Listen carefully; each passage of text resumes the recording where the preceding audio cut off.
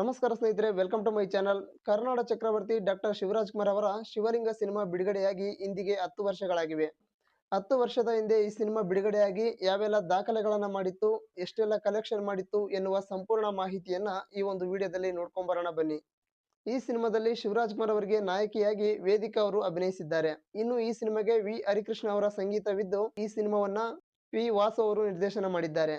P Vasu ಅವರು ಈ ಸಿನಿಮಾವನ್ನು ನಿರ್ದೇಶನ ಮಾಡ್ತಾರೆ ಅಂದಾಗಲೇ ಈ ಸಿನಿಮಾದ ಮೇಲಿನ ನಿರೀಕ್ಷೆ ಹೆಚ್ಚಾಯಿತು. ಯಾಕಂದ್ರೆ ಆಪ್ತ ಮಿತ್ರ ಮತ್ತು ಆಪ್ತ ರಕ್ಷಕದಂತಹ ಸೂಪರ್ ಡೂಪರ್ ಹಿಟ್ ಸಿನಿಮಾಗಳನ್ನ ಕೊಟ್ಟ ಡೈರೆಕ್ಟರ್ ಇವರೇ.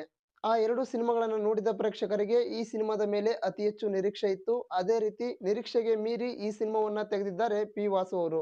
ಈ ಸಿನಿಮಾ ಬಿಡುಗಡೆಯಾಗಿ 110 ಚಿತ್ರಮಂದಿರಗಳಲ್ಲಿ 50 ದಿನಗಳ ಕಾಲ ಪ್ರದರ್ಶನವನ್ನ ಕಂಡಿತ್ತು. 12 ಚಿತ್ರಮಂದಿರಗಳಲ್ಲಿ 100 ದಿನಗಳ ಕಾಲ ಪ್ರದರ್ಶನ ಕಂಡಿತ್ತು. ಅದಾದ ಬಳಿಕ 100ಕ್ಕೂ ಹೆಚ್ಚು ದಿನಗಳ ಕಾಲ ಪ್ರದರ್ಶನವನ್ನ ಕಂಡು ಈ ಸಿನಿಮಾ ಆ ವರ್ಷದ ಸೂಪರ್ ಹಿಟ್ ಸಿನಿಮಾವಾಯಿತು.